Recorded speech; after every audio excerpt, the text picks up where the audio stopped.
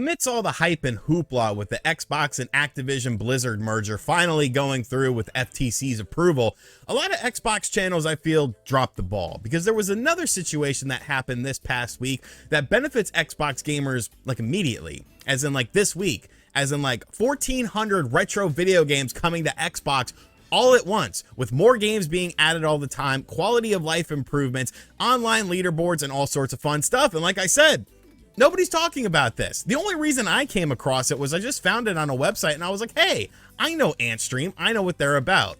Antstream is coming to your Xbox this week and is bringing 1,400, yes, 1,400 plus retro video games along with it. So what is this service? Why should you be interested in it? And how does it actually work? We're going to answer all of those questions right now. So here's the Antstream website. I'm actually a member of them with the PC side of things. I signed up quite a while ago at a discounted rate because I wanted to check it out, and it's something I enjoy messing around with from time to time. Now, I believe it's going to be $29.99 a year on Xbox, and then there's also a lifetime pass that you can purchase as well. But you know, 30 bucks a year, you know what, like $3 a month, a little under $3 a month for access to all these retro video games. It doesn't seem like a bad deal to me, but you know, like I said, this service isn't going to be for everyone, because let's get the elephant out of the room. These are cloud versions of the games. You're playing them via the cloud. I know people are not going to like that. They're going to want to download their stuff. And usually I would agree with you, because most of the time my modern gaming experience on the cloud isn't necessarily all that great. But where this is a little bit different is we're talking about retro games here. We're talking about smaller file sizes than we see with a 50 gigabyte game that you're streaming over the internet that's getting artifacting and glitches and latency issues. Retro games, not really so much. I'm currently downstairs in my basement with my Ethernet cable unplugged. My router is upstairs. So if there's gonna be problems with this service, we'll experience them when we're checking out the gameplay section of this video. Now, this says over 1,300 games, but it's already over 1,400 games. You might want to upgrade this graphic, Antstream. But you can see here, there's PlayStation 1 games, Game Boy Color games, NES games, old PC games, Atari Lynx games, old Atari games, old arcade games. And that's what makes the system cool. It's very diverse. Now, you're not getting a million PlayStation 1 games. You're not getting Super Mario Brothers on here. But what you are getting is pretty decent. You can see here that there's world tournaments, couch co-op, mini game challenges, and community games. Here are some of the games that are available on the service. Obviously hits like Pac-Man, Mortal Kombat 1, the arcade version, Metal Slug X, loaded from the PlayStation 1, Earthworm Jim from the Super Nintendo, or Earthworm Jim 2. You have R-Type, and you even have like retro-inspired modern games such as Flea. But like I said, I'm actually a member of this service, so let's check out how the interface looks and really see how the games play themselves to see if this might be something that could be an absolute winner on the Xbox. All right, so here you can see the interface on my PC. Also, this isn't a sponsored video or anything. Antstream, if you want to send me some money for promoting this, because all these other Xbox YouTubers absolutely sucked at life when it came to promoting this, feel free to, you know, PayPal me or send me a donation or something. I don't know. I'm just kidding. You know, give me the service for free on Xbox at least. But no, I'm all jokes aside, this is the interface on the PC. Like I've said, I've had this for a little while because I've wanted to check it out. And I find it very interesting. So we have the Play Now section, we have the Tournament section, where different tournaments are happening and you're trying to get to the top of the leaderboard to win the tournament, to get these different gems and stuff like that. So I actually entered in the elevator action tournament. Quickly found out that I am not good at elevator action, but hey, you know, it's fun. It's fun to have leaderboards and stuff like that. There's achievements that you can get as well. There's different messages so people can like talk to you, or you could talk to people or whatnot about that. So your basic stuff, but they are going to add in Xbox achievements into the Xbox portion of this as well. So that's really cool. Now, when you look at the lineup of games here, you're going to see that there's certain games that are having mini game challenges right now that you could get into that will also allow you to get some of these little shiny gems here. And then we have the trending now section. So these are kind of the popular games. Your Pac-Man arcade version, Mortal Kombat arcade version, Defender 2, Who Dares to Wins 2. I don't even know what that is. Then there's the games for you section, the games that you've played section, and various breakdowns. You have your new games that have been added. You have multiplayer games that you can play in local mode. I don't think that there's any online mode. I don't know if they're going to add that potentially for the Xbox version of it, but just keep that in mind. You have your indie games. Now, these are games that are inspired with retro sort of graphics. So you can see here Metal Dragon and stuff like that. Flea, which was a very popular game.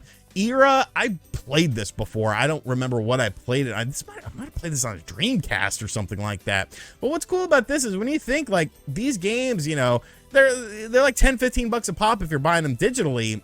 You know, you're paying $30 a year for this service. So I don't know, I think the value's there, but if you hate cloud gaming, I guess it's not. You got Reshoot R. I wonder what that is supposed to be based on. Racing games, Top Gears, fighting games, Mortal Kombat Arcade, Samurai Shodown Arcade, Fatal Fury Arcade, Clay Fighter, all sorts of stuff. And like I said, there's tons of games that I'm not showing you guys, but I didn't want to make this video super long. Text-based adventure games. I've never got to play any of these. I didn't have a PC back then, so that's kind of cool. Driving games, flight sim games, RPGs, casino games, strategy games, adventure games, Secret of Monkey Island, Indiana Jones, The Fate of Atlantis. Very popular games, LucasArts games here that people thoroughly enjoy playing are on this device.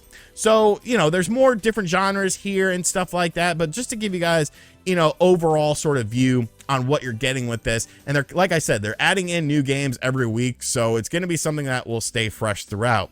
I guess we should just check out Mortal Kombat, because a fighting game I feel is good for things like graphics, input lag, and all that sorts of stuff. Now you can see here you have the year, the genre, there's challenges and stuff like that, leaderboards as well. So you click on play, and then you have the info about the game. There's various challenges about the game as well that you can get.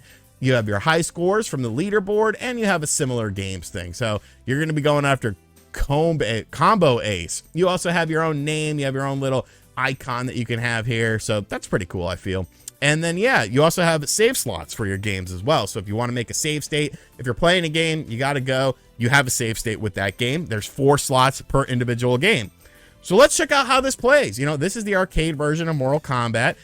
You can do a controller, you can do a keyboard, you can do all that sort of stuff. You can do touch controls. You know what? I'm going to grab a controller. I'm going to grab an Xbox controller real quick and plug that in, and we're going to use that because really I've only used my keyboard when playing these games. That's why I haven't gotten super invested in them, but we're going to be playing with a controller on the Xbox, so let me grab one real quick. All right, so I just simply inputted this USB Xbox One controller into my PC. It automatically recognized it. I haven't done anything. I'm going to assume the buttons are all in good shape here, but it automatically recognized that. Obviously, it's going to do that when you're playing this as well because you're going to be playing on an Xbox. So yeah, everything is mapped well. Everything is mapped as it probably should be. I like that. So let's go ahead and check it out. Like I said, I am downstairs. I'm in the basement. So if there's going to be any sort of problems here, I feel like this will be where it's at. So you have your saves. You could adjust different settings as well.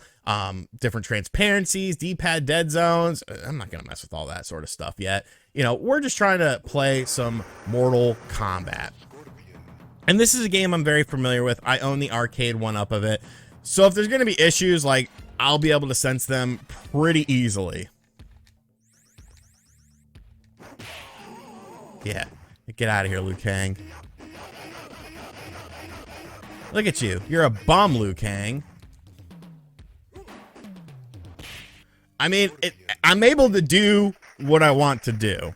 You know, I'm not having any sort of input lag. And like I said, I am downstairs in the basement. It actually feels very nice playing this game. We're going to check out another fighting game that I'm also pretty familiar with, Samurai Shodown, here in a minute. But yeah, like, I'm having no issues with it. You know, it's responding to my button inputs. Let me, okay, hold on, get out of here.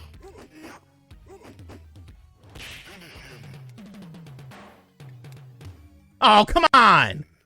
I think that was user error.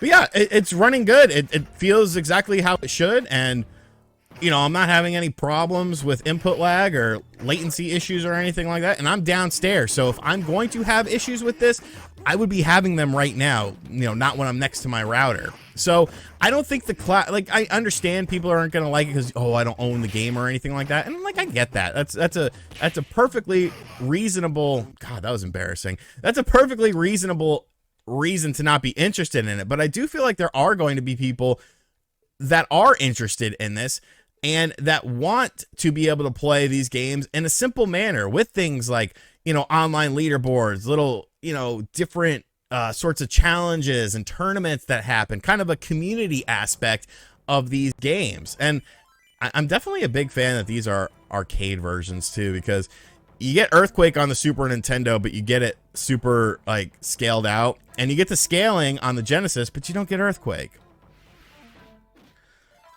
Look, come on, Gene On. I never knew if it was Gene An or Gene On.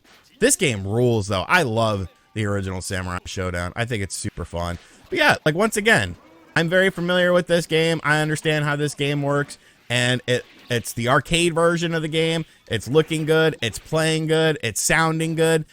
So I think this service is very cool. The fact that you're getting all of these games added onto your Xbox, and like, yeah, you got to pay money for it, but it's like it costs literally like nearly nothing, like $2.50 a month. Who says $2.50? Like $2 plus a month. Like if you can't afford that, like that's crazy, bro. Just skip the extra large drink and just get the large drink at McDonald's, and then like that'll probably save you enough to where, you know, you can now afford to have 1,400 more retro video games, oh you bastard, on your Xbox. So I will be checking. Shout outs to streamers. I don't know how you play video games at a competent level while streaming and trying to talk to an audience, but I'm a fan of this service. I think it's a big win for Xbox. They're the first company to have it on their platform. I don't see Sony, and I definitely don't see Nintendo playing along with this anytime soon. So really, while you're celebrating the Activision Blizzard deal, this is what you should be checking out. This is what's coming in this upcoming week for Xbox owners, and I think it's super cool. So let me know in the comment section down below what you think of this service. Is it something that interests you? Is it too cloud gaming for your taste? Like, I get it, you know, video games are all about having different options in order to play them, and for me, I think this is a really cool option. And as always, guys, thank you for checking out this video. If you are new to the channel, be sure to hit that subscribe button, like, comment, and share, hit the bell as well, and as always, I'll catch you guys in the next video. Later.